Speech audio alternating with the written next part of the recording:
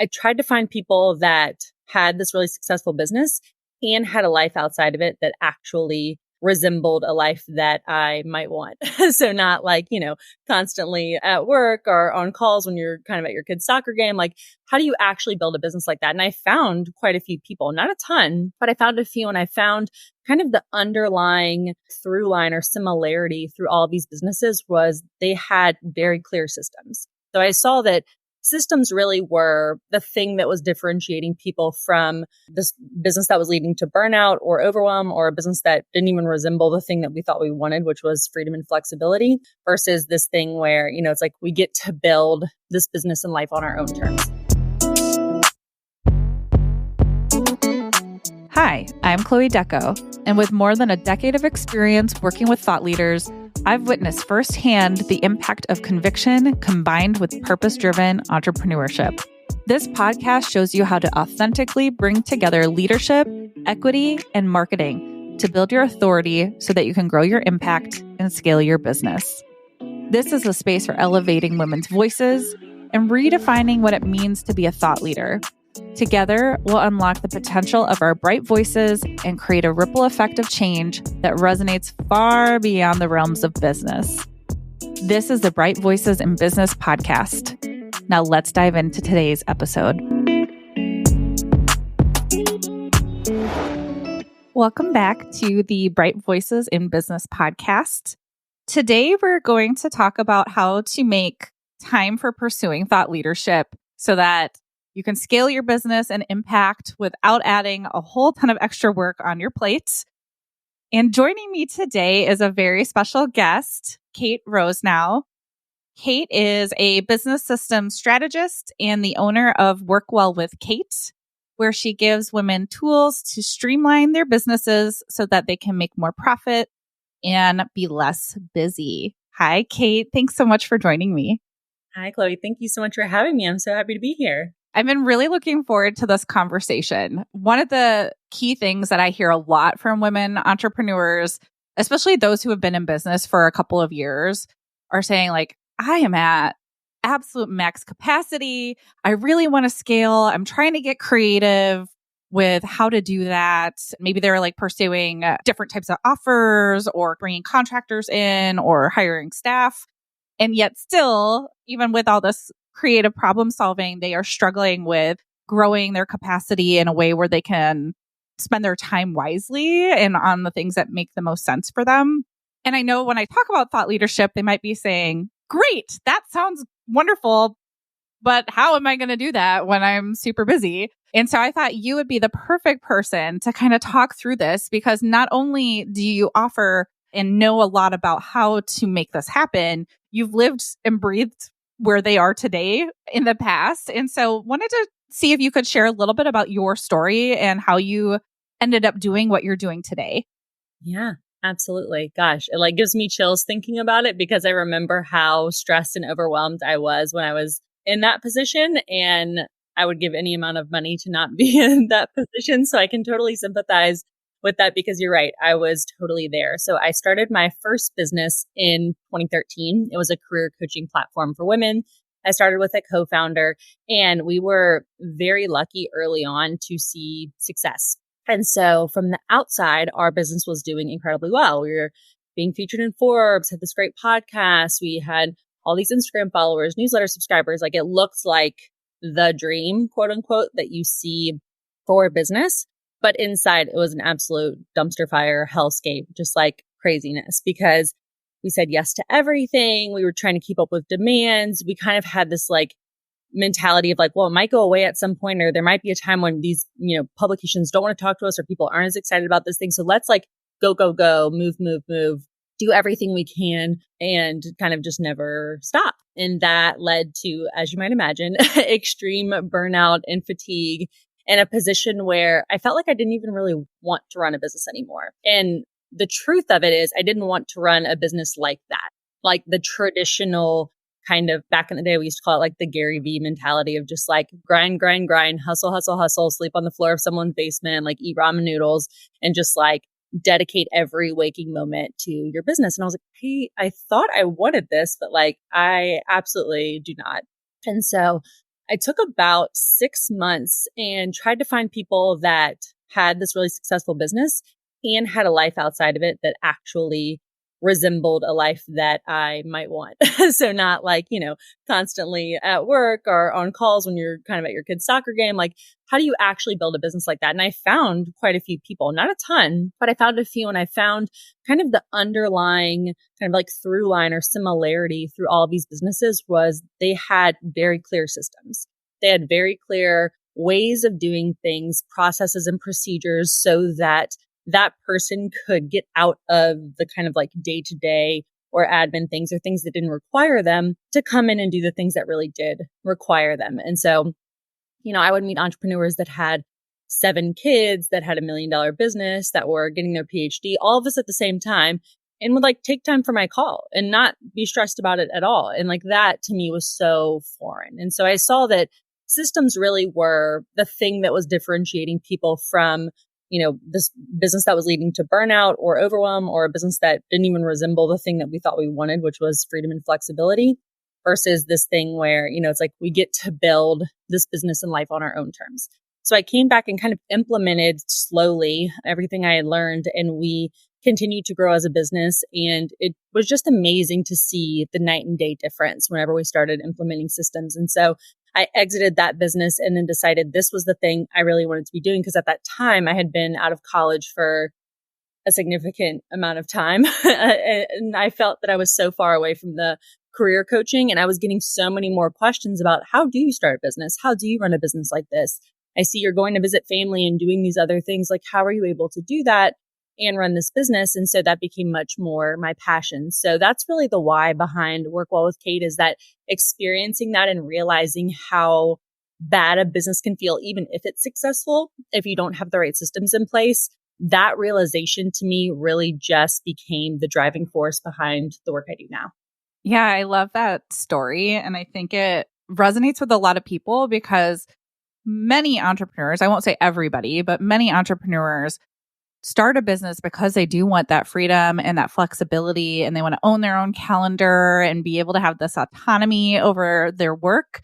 And yet it's so easy to fall into the trap of creating a business that doesn't offer that, because you're trying to do all the things that everybody else is telling you should do, whether that's lessons or things you learned in your education or your career before that actually don't serve you as an entrepreneur, or it's all the gurus out there with all their conflicting opinions about what you should do and how everybody needs to learn, like how to start a Pinterest account and use Pinterest for marketing.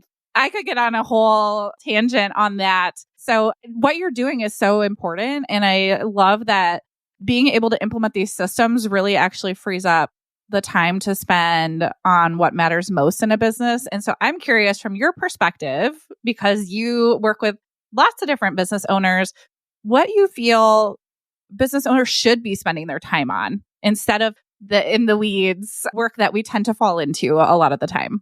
Yeah, it's such a great question. And, specifically with my clients, the way I differ from some of the strategists or the systems folks that I, meet or see online is that I always really start with the end goal in mind and really profit planning in mind. So all of my clients, we do a profit planning session first, because truthfully, you can build all kinds of systems, but systems are only going to work if you build them with the right goal in mind and if you build them with the vision of what you actually want. And so I want to know how much money you want to make, how many hours you want to work, how big of a team you're comfortable with, how many days you want to be taking off. I want to know all of those things, because my recommendations for systems are really going to change. And so the kind of like short and like clean answer is I want you to do the things that really only you can do and is the best use of your time.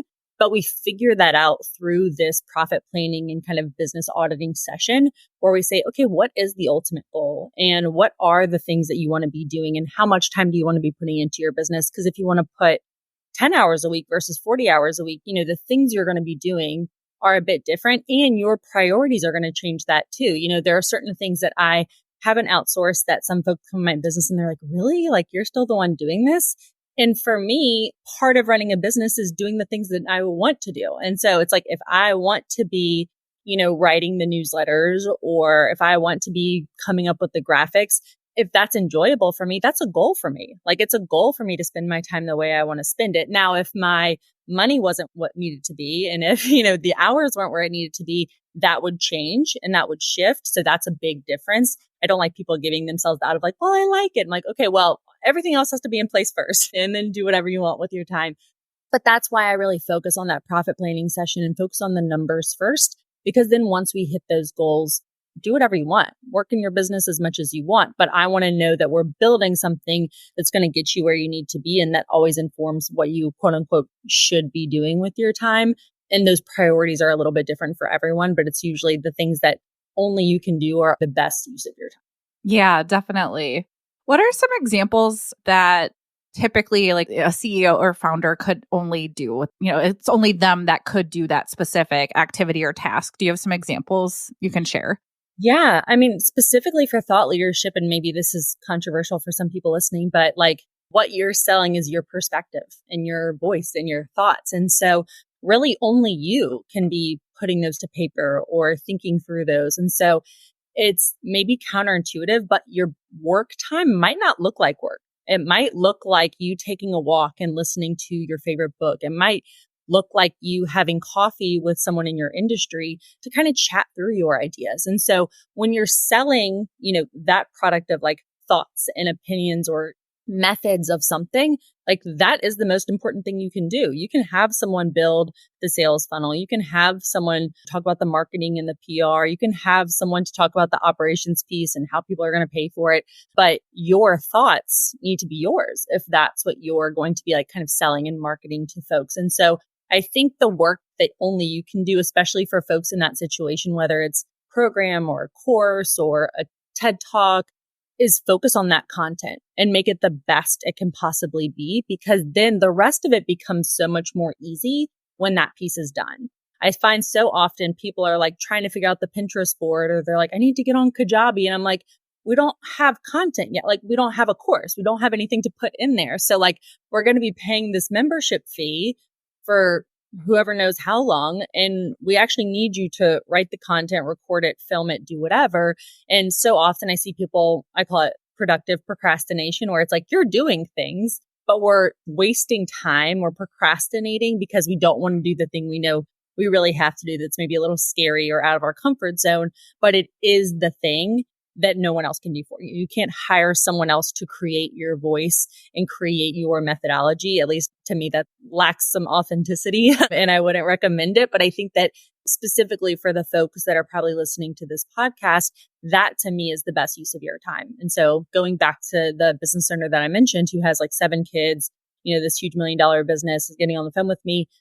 He spends his whole entire morning writing. And he's like, I don't care if it's good. I don't care if it's bad. Like, I'm just writing. And he became the #1 writer on medium.com that way, because he was like, I know the most important thing I can do is come up with really compelling content. If I do that correctly, I can figure out everything else. But that's the thing that like I safeguard, like I have a bouncer at the door kind of thing, where it's like we're writing every single morning. And so I think for whoever's listening, like whatever you are offering, especially as either a service-based business or a thought leader, like that to me is the best use of your time. Yeah, I love that. It's one of those things where I've shared this before, but you need to think about what your perspective or opinion is. And to be able to do that, you need time to do that. Like we don't get strategic by like stuffing our calendar full and not creating space to think and reflect, understand what feels really authentic when we respond to maybe a trend or a current event. And so actually having like calendar time blocked to take a walk or to journal or to reflect on something helps you form that perspective. And then you can hire somebody like a coach or somebody who can ask you questions to kind of pull things out of you that you didn't realize maybe were buried, or you didn't look at something a certain way. But yeah, like having that special time just for yourself to get really clear on who you are and what matters to you, and those juicy bits that nobody else can really tell you is really important. And then being the one as the thought leader, like you have to be the face of your own thought leadership. You can't outsource that. Nobody can do that for you. And so making sure you are the one that is the one speaking or doing the media interview or the speaker for a course, so to speak, just being really smart about what you can do versus what you can outsource, which I think you did a really great job kind of differentiating, because we can get lost that productive procrastination is so real. It feels like we're like super busy and we're getting things done, but it's not the stuff that's moving the needle forward. Absolutely. And that's why I actually am a really big advocate of hiring coaches, not to outsource things or consultants or whoever you need to kind of help you in that journey. Because to me, the time you're spending with your coach or the consultant or the person that's helping you, like that is the work time. Like that is the thing that we like don't realize is the real work.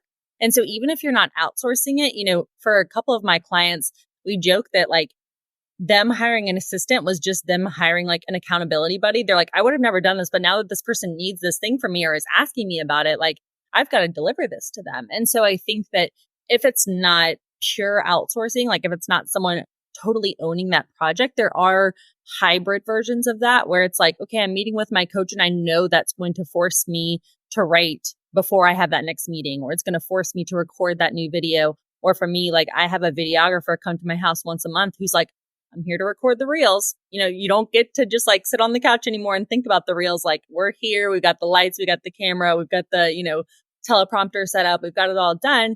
And that to me helps me not every day think like, I should be doing a reel.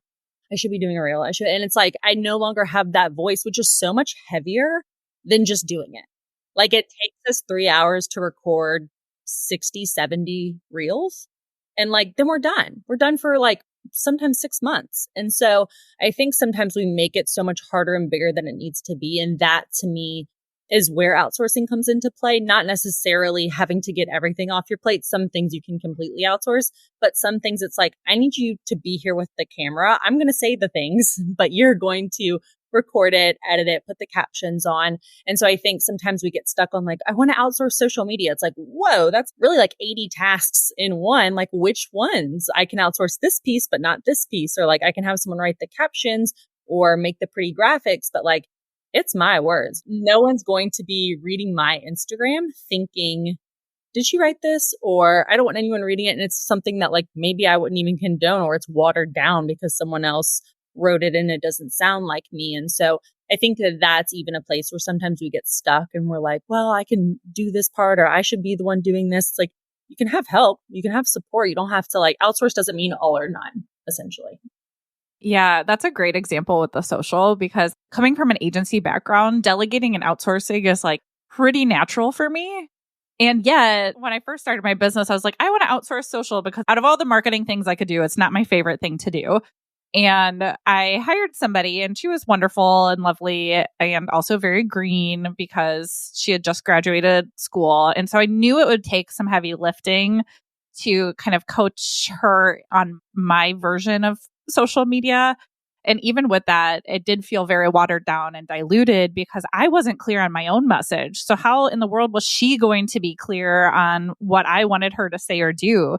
And so it felt like it lacked authenticity. It felt like it lacked my own voice. And I think, again, we have to be smart about like what parts we delegate to and not give 80 tasks to somebody when you're not even ready, necessarily to transfer that knowledge so that somebody can do that work on your behalf as well.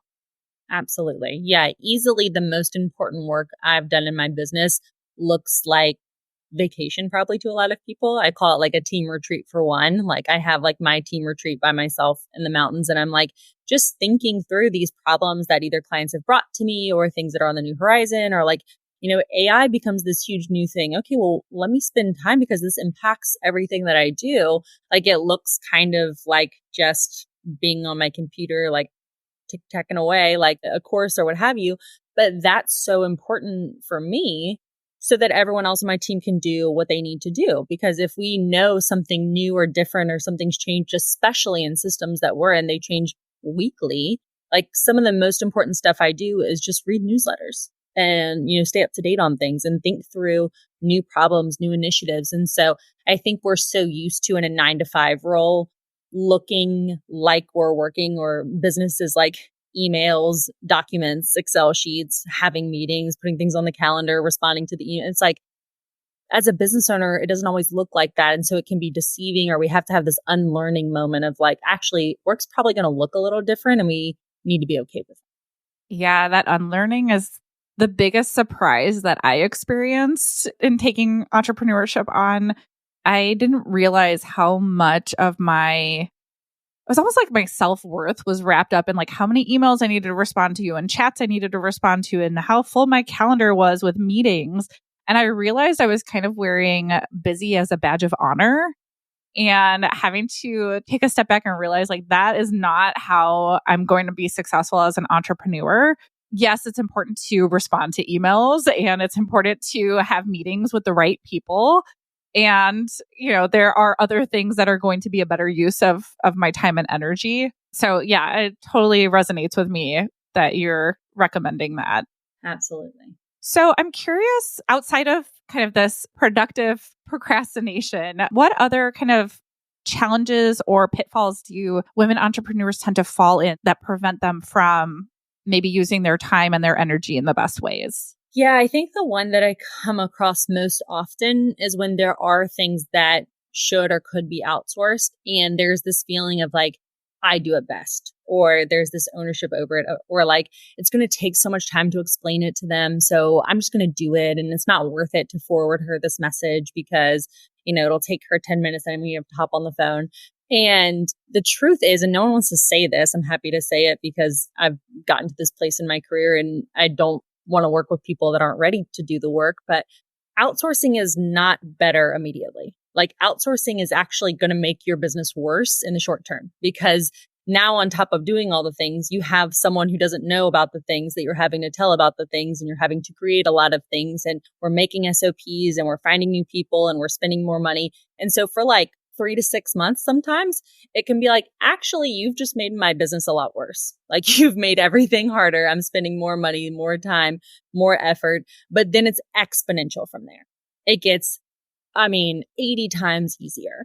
And so it's so funny when I'll work with business owners and like, we'll get to like, maybe it's like week 8 and we're talking about the SOPs and they're like, I'm having to explain to someone how to like edit their signature to look like the rest of our company's signatures. Like this is BS. Like how am I having to spend all this time doing that?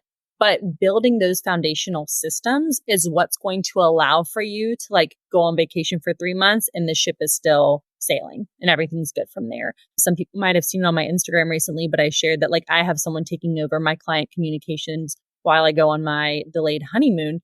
And that was so easy, but it's only because it wasn't easy like 3 years ago when I put all that stuff together. Like, here's how to respond to these types of messages, and here's where to find them, and here's everyone's communication. And if someone says this to you, we respond with that. So in the short term, outsourcing is harder. And I just want people to know, like, I'm putting in this work now so that it gets 10 times easier down the road because it is not going to feel better immediately.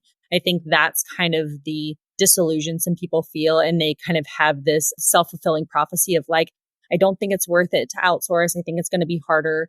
And they're right in the short term. But if you ever want to grow, if you ever want, I know you and I have this shared value of like sustainability in your business. If you ever want your business to feel sustainable and be able to grow, that part is essential. It has to happen. And so delaying that or postponing that because you feel some type of ownership or believing we're the only ones that can do it, that to me can be a huge problem. And in some areas of our business, like done is better than perfect. So like the example I give all the time is like Bill Gates is not coding at Microsoft. It's like he's out there meeting with Warren Buffett. He's like doing this IPO.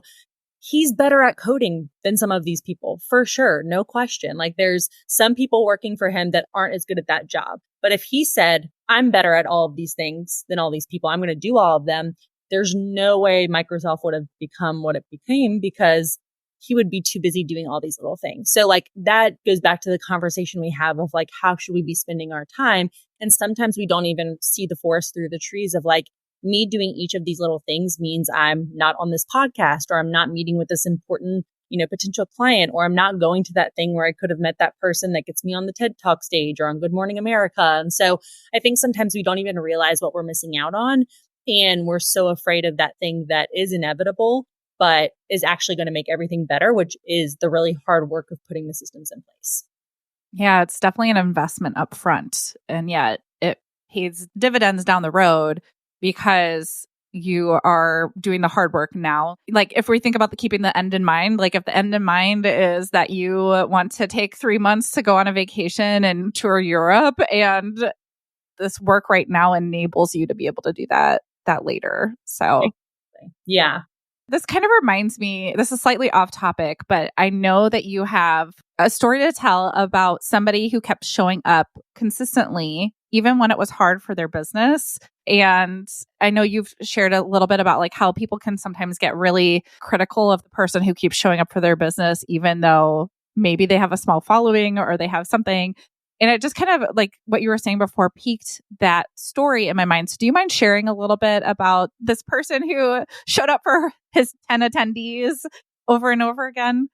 Absolutely. And the catalyst for me telling that story was these women on a podcast talking about and like making fun of the fact that people would have like 20 followers and they're like trying to build their business or like be an influencer. They're like, how ridiculous. And you like are making yourself look so silly and stupid and you shouldn't be embarrassed. And like that gives me the ick more than anything. Like it makes me disgusted thinking about that because these women on this podcast, like you didn't start with 10,000 followers. There was a time when you had 30 or 10 or 2 followers. Like everyone started somewhere. And so to like get to the top of that mountain and be critical of people climbing it to me feels outrageous. And like the phrase I always give clients when they're, feeling like they have too small of an audience is like, don't be afraid to be seen trying. Like, what is embarrassing about trying? Like people will make fun of it until you're successful. And then you're like, they're asking for your advice. Like this happened to me. Some of my high school friends, like folks that I know early on in my business were like, what is she doing? Like she doesn't have a job. She's just like on here posting these random articles. Like what is happening? Those same people now have been like, I'm thinking of starting a business. Like, what do you think? So I always just like to preface, but the story I like to share is actually the first person that I worked for after I left my corporate job. I was kind of like doing this hybrid of like trying to start my business. And this was someone that was very entrepreneurial. So he was like, you go girl, you work on your stuff. And if you can also work on my stuff, you can be making money while you build. That's a whole nother tangent, but I'm a big believer in that and not just like fully taking the leap if it doesn't serve you. Anyway, this man's name was Paul Brunson, and he's a dating and relationship coach. And he would do these like matchmaker Mondays. So he would like hop on live and be like, okay, like let's try and get people in here and see if they're single folks and like, let's see if we can match them. And, just like you said, there were very few people there. Like his mom was one of the like 5 people in there for a long time. And I was just like kind of cheering him on, but like, okay, there's not that many people here. But he was so confident in the fact that this was a valuable thing and the fact that this was something that he really felt was necessary to put into the world for his specific view on love and relationships. And it turned out that eventually, after like, I think a few weeks or months of doing it, one of those very few people tuning in was Oprah Winfrey. And so he ended up being offered this show called Lovetown USA, worked with Oprah on it, was a co-host with Oprah. And now he's one of the hosts of Married at First Sight in the UK, has his own show in the UK, has this great column, has hundreds of thousands of Instagram followers, has these insane opportunities, book deals. Like, in fact, I think he just came out with a book maybe 2 weeks ago. Anyway, all of that to say, like, it would be really easy to look at that and be like, guys, there's no one coming. What if he would have stopped that one live before Oprah hopped on and his whole life is completely different because of that one experience. And so I think for so many folks, they'll see other people on like TikTok or Instagram and they're like, they have tens of thousands of followers or, they have this huge thing or this is really popular. Well, they started with something that looked kind of cringy. Like I always think like cringy is the like necessary stage before all the things we want. If you would have seen a lot of the videos I put out in like 2014, 2016, 2018, like they look crazy, I'm sure, in comparison to like the stuff I'm doing now. And then in 2019, we had a sold out conference of 300 women in Atlanta. So again, it's like you can't get that audience immediately. And so you have to work towards it. And the only way to get to that place is to experience the awkwardness and the embarrassment or whatever you want to call it before you get there. That's the only way. Yeah. And I love that story of just keep showing up. I've heard so many times that it's the person that kept going even when it was hard. And because they kept going, that's when they got their breakthrough. And that story, I think, is a really great example of that. And he, again, he could have been like, I'm going to do like productive procrastination and work on all these other things. And instead, he chose to use his voice and his face to share his perspectives and opinions on the relationship and dating world and show up consistently. And the right people were attracted to what he had to say, and it landed him some really awesome opportunities that would never have happened if he didn't use his voice, didn't use his perspective, and decided it wasn't a good use of his time when in reality it was exactly what he should have been doing. Exactly. Something that people don't realize either is that the things that can be perceived as weaknesses are sometimes the reason why you're successful. So this was a relatively young Black man working as a matchmaker. That is not something you see every day. And so like in some ways you think like you're not meant for this space. Like you don't see yourself in this space. And that's exactly why Oprah wanted him, because it's like, yeah, I don't see anyone like you in this space. And for you to come on as a Black man and be able to relate to some of these folks where like historically it's been like the Patty Stangers of the world. Like, yeah, actually that's the reason why you're so successful here. And so I even like caution people to that and like their specific version of whatever they're doing. Another great example of this is if people are on TikTok, they know there's this woman named Emily Mariko. She like does these cooking videos and she went viral during the pandemic because she made this specific salmon dish. Most people don't know, like she had been making these videos. She doesn't say anything in the videos. She just like makes the food and like it's done. There's literally no noise. Like there would be people who would be like a content strategist would be like, you have to talk fast and you have to start with a hook and you have to do this. And then she was like, no, I'm going to do it my way. And it took her a long time. She was creating content with very low views for a very long time. And then this video of her making salmon during the pandemic took off. And now she has this insane, like millions of followers doing it the same way. Doesn't talk, doesn't say anything, doesn't have any crazy hook. It is just kind of like the visual version of ASMR, like making something really pretty. Like Tabitha Brown's the same way. And so I just think it's so tempting to say like, maybe I'm not made for this, or like, I have to do it someone else's way, going back to like, I'm going to do it in their voice because they seem to be successful. It's like, actually, like if you are really passionate and confident about the way you're doing something, like keep going, because there are lots of examples, just as many examples of people doing it in a different way that have also been successful. Yeah. And that, to me, she was being really authentic to herself. And when you're authentic to yourself, you attract the right people, like the actual people that you should be attracting and that you're excited to surround yourself with. And so there is something to be said about like, yes, there are all these like social media strategies and things that, you know, you could do. And at the end of the day, that changes. The algorithm changes. The way we market things changes. But you are the constant, right? And so how can you, even though you're growing and evolving, like at your core, you're a constant. And so how do you really just tap into who your authentic self is and show up in that way? Because that's ultimately what's going to draw the right people in. 1,000%. I couldn't have said it any better. And like, there's so many examples of this. And like that recent example, I'm giving so many TikTok references, but I've just been talking to people about these things recently where like a lot of people hear that like everyone has a short attention span. You have to make content that's short. You have to make it snappy. And like, there is so much evidence that that's not the case. Even podcasts, like most podcasts now are like an hour and a half. And I will listen to a podcast all the way through. Or like the Risa Tisa series, she did like a 50-part series about this guy that she married. Each video was 10 minutes. It's like 550 minutes. Millions of people watched every single video. And so again, it's like, are you creating content worthy of watching is much more important than like all of the tricks and little things. I mean, it's exactly what we were saying earlier, but just in a different way of like, focus on the content being so good that the format and the length and the like, you know, taglines and whatever, like those don't matter because the content is so good. People are going to. Yeah. And they're going to make time to consume it. If it's valuable to them, they'll make time for it for sure. Let's get a little into like, what can a woman entrepreneur do to start, you know, systemizing and creating that space for herself so she can focus on some of these more meaningful parts of her business? What would you recommend that they start thinking about or start doing? If you're in a position right now where like you're listening to this and feeling really overwhelmed, the thing that I do every single time, and I'll even do it now sometimes quarterly, just to like kind of like as a, you know, self check-in and kind of like a routine that I've built up, is something that I call purse dump. And so that probably sounds like a weird name to anyone who's not familiar with the exercise. But essentially, I think about the way that we have purses, and when we first get a purse, we put our wallet, our phone, and our keys in it. And we're like, this is great. Like, I have the things that I need. I'm off to the grocery store. 3 months later, you're like, I have glitter, I have half-eaten crackers, I have like my kids' art that I had to shove in my purse because I went to their school for something.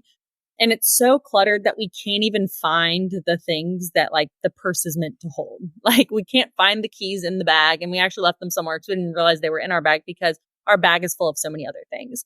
The exact same thing happens in our business where we're like, all right, I got my bank account, I got my website, I got my like headshots, I'm ready to go. And then all of a sudden you're on Instagram and you're like, I got to do Pinterest, and like, I got to get on Kajabi, and I got to do Twitter. And if I'm not doing these hooks and doing these dances, and what about these trends? And oh, actually I need to go to this BNI networking event, and I'm supposed to join the junior league. And you've crowded your purse with so many things that now you're like, I don't even know what I'm supposed to be doing anymore. Like, what is the thing that is going to move the needle? And so I call it a purse dump because I want us to kind of metaphorically dump all of those things in our business onto a piece of paper and say like, okay, let's organize these things. Let's get them in the right place, in the right hands, in the right, days of the week on our calendar so that it doesn't feel overwhelming, so that we can have, a business or a metaphorical purse that feels organized and put together and isn't overwhelming.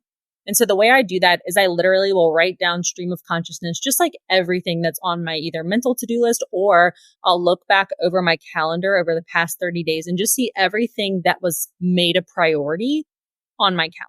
So what are all the things that are like kind of looming in my head that I know need to get done? What are all the things that I've done with my time? I write them all out. It takes a long time. It takes a long time for most women. Sometimes when I do this live with people like at a coaching session, I'll be like, all right, now write everything. And they just laugh because they're like, it'll take me 5 hours. I'm like, even better. That means you need this even more if it's going to take a long time. So write out all of the things. And the first thing I want you to do is look at that list. And if there's anything that's not essential, like doesn't have to happen, like taxes or, coaching sessions, things that have to happen. And if it's not revenue generating, I want it to go away. So like, if we're in that overwhelmed state and there's anything that's not essential and not revenue generating, it goes. So maybe it's that like Pinterest course, you've been doing the Pinterest for 6 months and like, it's just not feeling aligned with what you have to do. And you have all of these other priorities on your plate or things that are bigger priorities. Those things go. So that's the first thing. The next thing that I do is look through that list and try and find everything that I can automate. So there's things on that list inevitably that are like send contracts, go get groceries, send invoices. There's a million things. I mean, I could go on and on about all the things you can automate, but I want us to kind of like denote in some way, either put an A next to it. I usually put an A next to it, like I'm going to automate it, and look through that list and check out everything we can automate.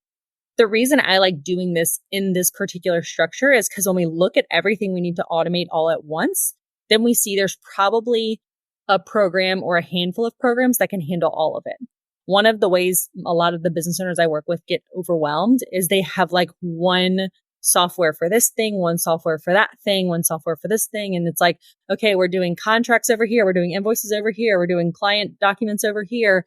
And it feels overwhelming. And then we get a tech junkyard graveyard that we don't want. And so when we do a purse dump and look at all these things we can automate, we can say, is there a program that can host courses, have a portal for my clients, send invoices, send contracts, host my webinars, deliver my digital products? And a lot of times there are great programs and platforms that do that, but we wouldn't know to look for all of those things all at once if we didn't do it this way. So I recommend doing that. It's the same thing for like, personal side stuff. We want to look for things that we can like Johanna, and there's all these other platforms where you can like automate a lot of your home stuff or appointments or scheduling. So the same thing happens in your personal life. You can do that as well. And then next after automation, I see what can I outsource? So if it can't be automated, it has to happen. It's going to be revenue generating potentially, or it's something that just needs to get done.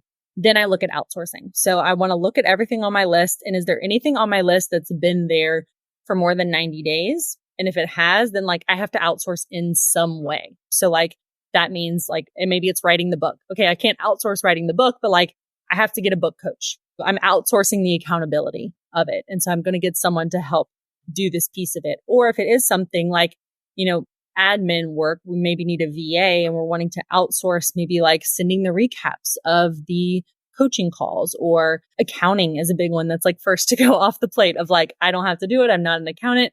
Like I'm giving this to someone to like do all the bookkeeping and taxes. And so looking through that, you can kind of start to create a job description, very similar to like looking for a software that can handle a lot of the things you want to automate. You can look at that list and say, hey, is there maybe like one person who I could outsource a lot of these things to?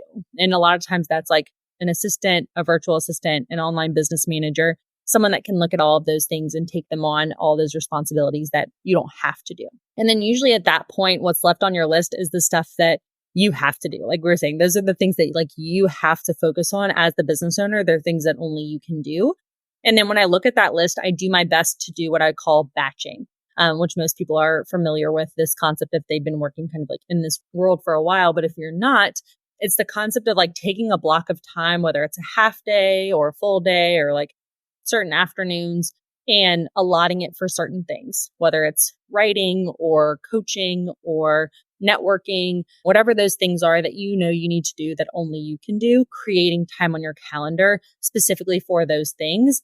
And then don't wait for things to come on to then like tell people about those boundaries or to tell people about those pockets of time. Whenever I do that, or I'll reorganize my batching schedule, I do like what I call my board of advisors kind of like meeting. And it's like my husband and our nanny and like, you know, my assistant. And I'm like, okay, here's the way like mom, wife, business owner is like running her life now. And we're going to try it this way for a while. So like on Wednesday mornings, like don't put anything on the calendar. Don't try and like, you know, get my attention for something. I'm going to be doing this thing. And so I think that's a place where a lot of people fail to communicate. And so in that way, like the plan seems to go by the wayside, or it doesn't work, or people will be like, oh, well, these people are always bothering me, or like they always put stuff on my calendar, or they can only do Wednesdays. Like let people know what you're trying to accomplish.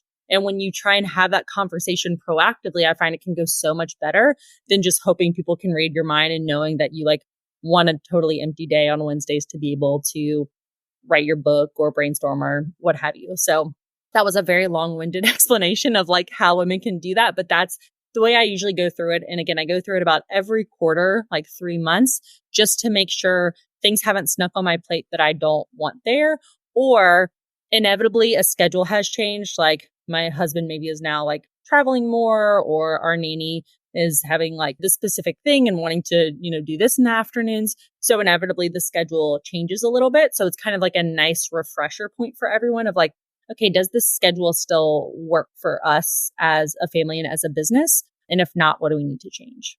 Yeah, I love that. I was thinking of like when I go through like my subscriptions personally, like what I'm all signed up for. And then it's like, oh, there's new ones now and I probably need to re-audit. And so it's kind of similar in terms of your time. Like we get new things that get added to our plate, or ideas that we have that we get excited about, and actually sitting down and being really honest with ourselves. And so I imagine that going through this process can be kind of confronting and vulnerable for people. What normally goes through someone's head when they're having to spend this time thinking about how they're using their time and how they're living their life, essentially, right? Because as entrepreneurs, our businesses are very personal, whether or not we realize it sometimes. And so what typically goes through someone's head when they're going through this kind of process? Yeah, that's the thing is like, I don't know if there's a typical, because it does really run the gamut. In fact, I presented this specific exercise at a women's retreat in Louisiana in January. And I remember after doing the exercise, I was like, are there any questions? And one woman like shot her hand up immediately. And I was like, yeah. She was like, laundry isn't working out. She was like, I know it's not worth my time. I know I should outsource it. I've tried 4 different people to outsource it to. None of them have been able to do it in the way that I want to do it. I am unwilling to have like dirty laundry around the house. Like, what do I do? And so there are times where like we realize there's something on that list that it's like, this is like the pain in my side, the thorn. And like, maybe we have to come up with really creative solutions. But inevitably, like you said, like we're confronted with the fact that like we've done this maybe 5 times over the course of a year, and writing the book is still on the list. Or like, you know, Instagram's still on the list, or laundry is still on the list, and we can't figure out what to do with it. And so I think that's when the real work comes in. Like the exercise like takes time, but like the real work is thinking through the solutions. Like what are the things that are going to work for us? And so like in the laundry example, we realized that kind of like we were talking about earlier, like you actually have to create the process and the system before you invite someone in to help you. And so she was kind of just hoping like when these people came in to do the laundry, she would maybe give them like in a passing comment, like, oh, I really like them when they're like put over here, or it'd be great if you could separate them into family members, but like wouldn't have like a legit list of like, this is how we do the laundry, and like have someone follow that. Or there was someone else at that retreat that was like, I don't think I can afford to hire someone to do that, but like, I don't feel like I have a partner in like the person that I share a household with. And so how do I, like offload some of the burden I have? And so again, it starts to get really personal and like dive into these things that like are maybe a lot more complex than we realize. If anyone's heard or have read the book Fair Play, like that can bring up a lot of like emotions and like crazy things that are happening in like your relationship dynamic. Fair Play is a book by Eve Donsky about basically the work and mental load of like people in a household. And so again, like on the surface, it seems like do like a little exercise that we're writing on our little paper with our pen, but it becomes, like you said, this huge confronting thing, whether it's personal or in our business. And we realize like, hey, 2 years ago, I said I was going to start this course. And then I just saw someone launch the exact same thing on Instagram. And I'm feeling triggered by that because now I've like wasted 2 years and haven't made any progress. It's like starts to bring up some of those things. So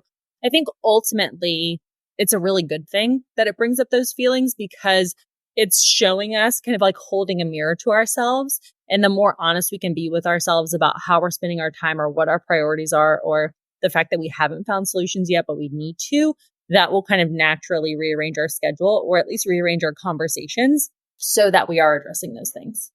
Yeah, absolutely. That getting honest with yourself is for a purpose. And that purpose is to be spending your time and your energy in the ways that will move the needle forward for your business, but also help you live the life that you desire. And so I think even though it is a confronting exercise, it might require you to take some responsibility that you hadn't been doing before for your business. It also will serve you in the long term for sure. I have heard from a couple of women entrepreneurs that I've spoken with that they want to outsource, but they have a hard time finding the right person, similar to this laundry story. But in a business context, it's like, I'm trying to find the right person. I'm nervous. I feel like I've been burned before. All these things. Do you have any advice on how somebody could find the right person for whatever that task or activity might be? Such a good question. And you're right, it comes up so often. I think the first thing you can do, and again, I probably sound like a broken record, is like write out exactly what you want them to be doing and like create those processes before they even come in. That's like the number one pitfall I see for folks that are like, I hired someone and like it was no help and I just wasted money. And I was like, well, like, yes, there is some responsibility on their part to do the thing they said they could do, but there's also a huge responsibility on your part to like have the right processes and procedures laid out for them so they know what to do. Or they'll be like, oh, they kept asking me questions. I'm like, yeah, like they've never done this before. So like you as the business owner have to take a lot of responsibility of like, I'm steering the ship. I'm giving the direction. I can't rely on someone else to direct my business or steer the ship. Yes, you can have folks that are proactive, but have to be proactive in relation to like a vision and a system that you have. So that's the first thing. The second thing that I don't think people do enough is talk about the intangibles of working together. So like I like to work at nights, or it's really important for me to have people that communicate with me and put exclamation points in their emails because it makes me feel like my team members are happier. Little things like that you don't even realize until you start working with folks and think about the things that quote unquote didn't work out and realize like those are things I need to communicate proactively. So like one of my clients recently was talking about the fact that she was really hoping that a lot of the people she hired on her team would want to graduate to a role where they could work directly with clients and kind of own client relationships, more agency style. And she was like, I just am so frustrated they don't want to do that. I was like, well, when you brought them on, did you communicate that was down the road one of your expectations or goals? And she was like, well, no, because like at that time, that wasn't part of the job description. And so sometimes I think we get stuck on like, hey, I need you to just do these things. And it's like, well, there's so much context for my larger vision that can sometimes be really helpful.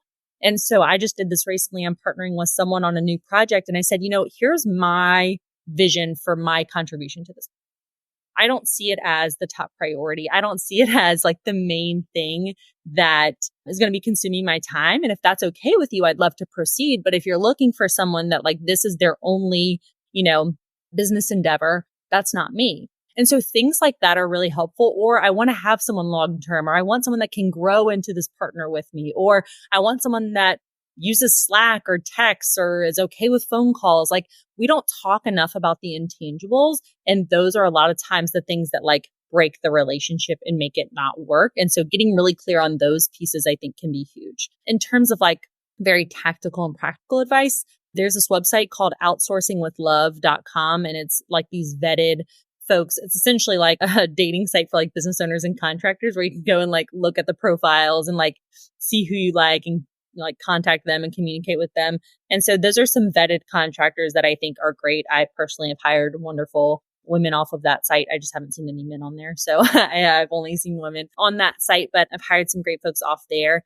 And then if you're really good at your keywords and you know exactly what you're looking for, Upwork.com is great if you know what you're looking for. Like, yes, there is the potential for you to hire someone that is not a good fit for the thing that you want, but like, you have to be responsible for like the strategy and thoughtfulness and intentionality behind searching for someone. Because a lot of times folks will hop on there. They're like, I hired someone to do social media and like, it was a total bust and like nothing came from it.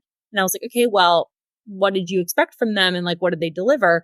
And I'm like, you hired an 18-year-old from the Philippines to write content about like your nutrition and wellness program for like women with menopause. What did we think was going to happen? Like, let's use our thinking caps and think about like, okay, well, what tools do I need? How can I equip them with the right things that they need to be able to be successful? Because at some point, like, you have to take ownership over what you're wanting to, create in your business, and then who's going to be the best person for that. And so I think if you're really specific about what you're looking for and can communicate that well, Upwork is a great place to find folks. And then I also will like search on Instagram. I'll search keywords. I'll search like ads manager. I'll search Pinterest coach. I'll search webinar expert, Kajabi expert, Dubsado expert. Like, if I know those keywords and I search, like, a lot of people have those in their bios for a reason, and it's so that they can be found. And so I think that that's another great way to do it. And then I'm a big fan of doing trial runs. So I'll say like, hey, we're going to do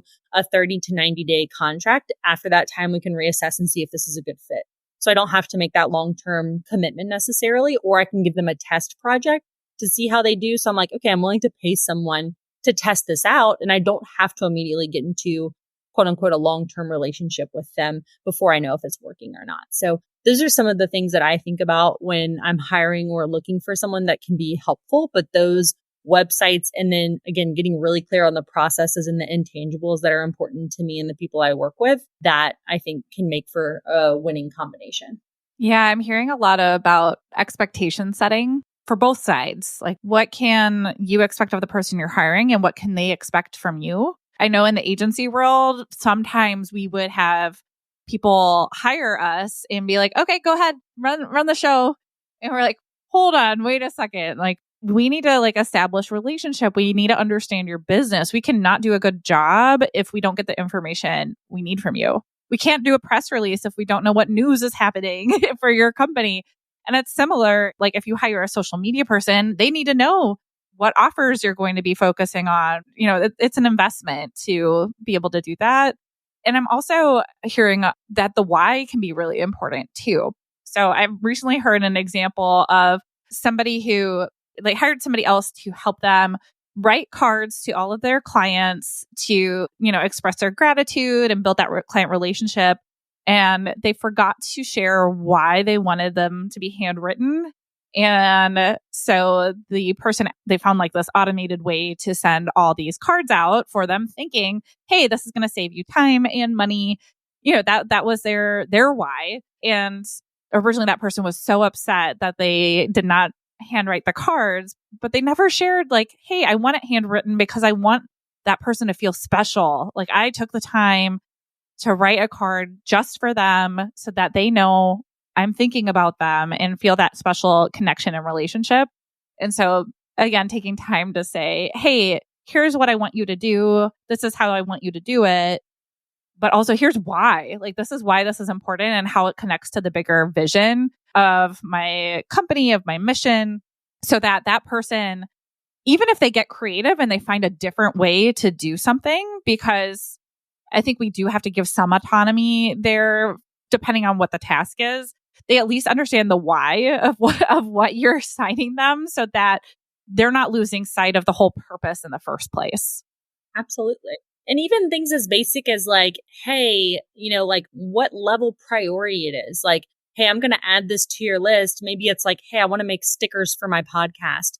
And it's like, they've spent all afternoon making stickers when they know you have a podcast to record tomorrow and the notes haven't been sent out. And it's like, hey, I want you to create these stickers. This is not as much of a priority, or do this after everything else that I've created. Like even something as simple as that, because we expect that people can like read our minds or intuit what we want. But like, if you email me today and you're like, hey, I want you to create stickers for my podcast, maybe it's because like something's happening tomorrow and you need the stickers for tomorrow. So exactly what you said, like sometimes we're not communicating that well enough and we're not setting that expectation. And because of that, it'll be quote unquote not a good fit when actually we didn't realize that like people need context. And it's helpful to know like, hey, this is something that it's fine for you to do at midnight, or this is something that's not going to be a priority for a month, or like, it's really important that we spell check everything on this site because this client has been burned before by spell check. Like, it's like even those specific things, like the client concierge that I'm hiring for when I go on my honeymoon. It's like, with this person, this is their priority. This is the thing that they care about. With this client, this is their priority. Like if you didn't talk to them the whole time I was gone, they wouldn't care. Where if this person like wants communication from you every single day and they want to be hearing this and they want to have this type of information. And so again, I think communicating that, even if you do have a specific system, can be so helpful.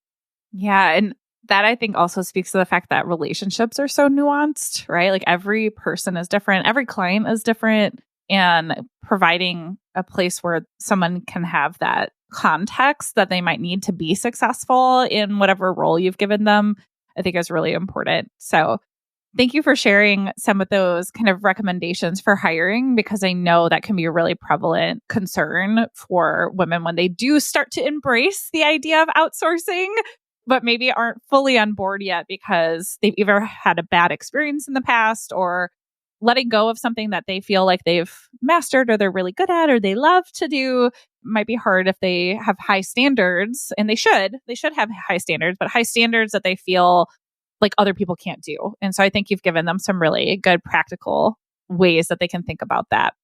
I'm so glad.